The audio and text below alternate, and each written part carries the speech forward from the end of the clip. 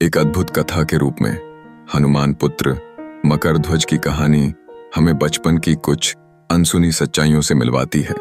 पवन पुत्र हनुमान, जो सच्चे ब्रह्मचारी माने जाते हैं, का नाम जब इस पुत्र के साथ जुड़ता है तो पवित्रता और वीरता की एक अनोखी मिसाल सामने आती है।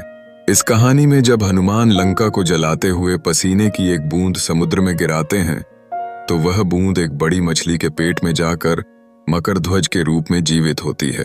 मकरध्वज की उत्पत्ति का यह रहस्य उस समय और भी मजेदार हो जाता है जब वह महाकाल के सेवकों द्वारा पकड़ ली जाती है। जब मछली का पेट चीरते हैं और उसमें से एक वानर का स्वरूप प्रकट होता है तो यह स्पष्ट होता है कि वह हनुमान का पुत्र है। इस समय पाताल का असुर राज अहिरावण उसे रक्षक बना देता है और इसी प्रकार मकरध्वज पातालपुरी का द्वारपाल बन जाता है। जब राम और लक्ष्मण का अपहरण हो जाता है तो वानर सेना दुखी और भयभीत हो जाती है। हनुमान को जब यह पता चलता है तो वह पातालपुरी की ओर प्रस्थान करते हैं।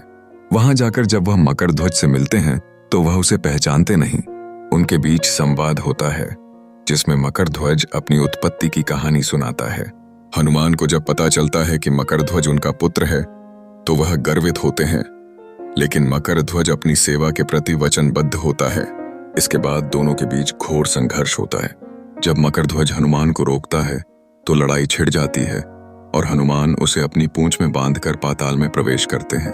वहां देवी चामुंडा हनुमान के सामने प्रकट होती हैं। एक अद्वितीय क्षण में अहिरावण हनुमान पर वार करता है और अंततः हनुमान उसे समाप्त कर देते हैं। जब हनुमान राम लक्ष्मण को मुक्त करते हैं तब राम महसूस करते हैं कि मकरध्वज में क्या महानता है।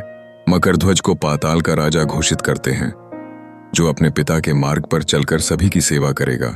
यह कहानी न केवल हनुमान और मकरध्वज के अद्भुत और अनूठे संबंध को प्रस्तुत करती है, बल्कि हमें यह सिखाती है कि सच्ची महानता और शक्ति सेवा में निहित होती है।